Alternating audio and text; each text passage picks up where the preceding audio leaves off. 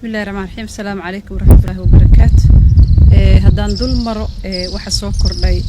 24 saac ugu dambeeyay xaaladaha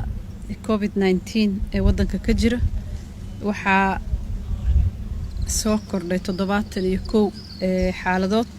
oo rag ay yihiin 52 haweenkana yihiin 16 numberkaas 71 waxa laga helay 46 Jubbaland Banaadir 17 Puntland 6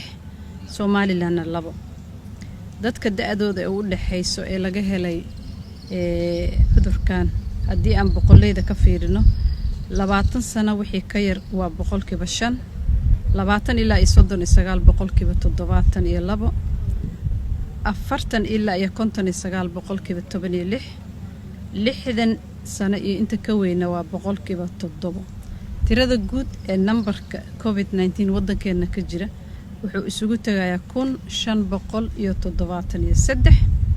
waxa uu geeriyooday 2 qof oo midna uu ku geeriyooday Banaadir midna uu ku geeriyooday Somaliland Ilaahay ha u naxariisto. tirada guud ee dadka dhintay waxay isugu tagaysaa 61 qofood waxa bogsatay 10 qofood ee hor leh tirada dadka bogsoodayna waxay isku gaaraysaa 188 aan ku dadaalno mar walba sidaan ugu hortagi lahayn xaaladda cudurkan xakameyntiisa waa cudur la xakameyn karo hadii Ilaahay yiraahdo la dadaalo in bulshada ay dhageysato wacyigelinta takhaatiirta khubarada taqaana cuduradan faafa iyo ay jeedinayaan in ma aragta nadaafada lagu dadaalo oo gacmaha mar walba la dhaqdo saabuun iyo wax nadaafiye lagu dhaqo in meelaha ciriiriga la iska ilaaliyo in markii uu qofka banaanka aadayo uu qaato banaanka u baxayo uu qaato afxirka taxadir zaid uu siiyo meelaha ciriirka markuu maraayo ama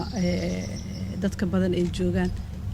inuu horta ka gaabsado hadii laga gaabsan karin laga taxadiro afka la xirto aan dadka la salaamin aan la isu dhawaanin la kala fogaado dadka cudurrada chronic qaba in xanaano gaar la siiyo dadka waaweyn oo tabarta daran